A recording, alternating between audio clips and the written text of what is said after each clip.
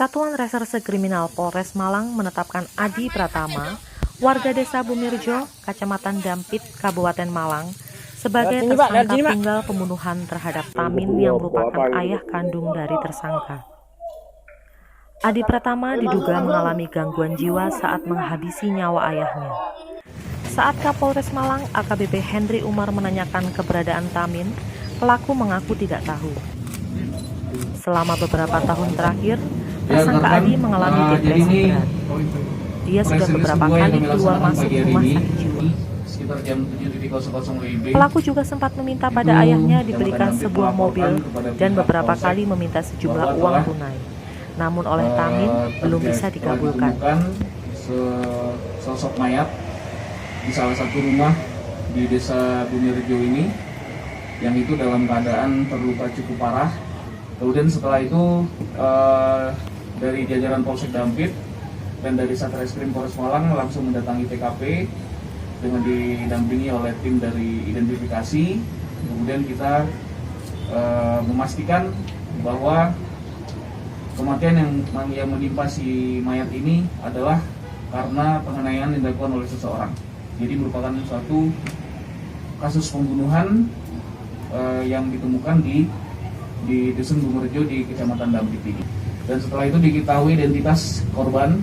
Korban ini adalah bernama Pak Tamim, yang juga bekerja sebagai buruh tani di wilayah Kecamatan Dampit. Nah, setelah itu kita mulai melakukan interogasi dengan melakukan interogasi terhadap warga yang berada di sekitar rumah, termasuk kepada keluarga dari Pak Tamim ini sendiri. Jadi kemudian setelah dilakukan upaya interogasi, upaya penyelidikan, akhirnya dapat kita simpulkan bahwa yang melakukan upaya pembunuhan atau penganiayaan terhadap si korban ini itu adalah anak kandungnya sendiri, ya, anak kandungnya sendiri yang berinisial AP, umurnya 26 tahun, yang memang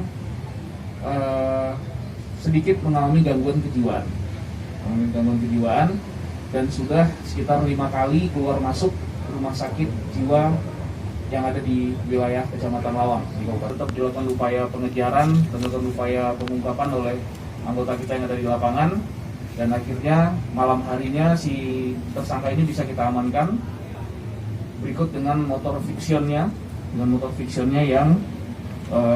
yang digunakan oleh si tersangka untuk melarikan diri. Luka bacok semua yang mengakibatkan itu. Lantaran sakit hati, Adi tega menghabisi nyawa ayah kandungnya secara brutal.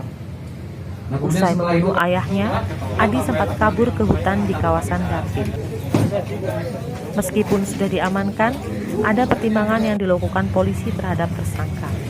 Hal ini berkaitan dengan kondisi kejiwaan Adi. Ipung Purwanto, New Malang Post, melapor.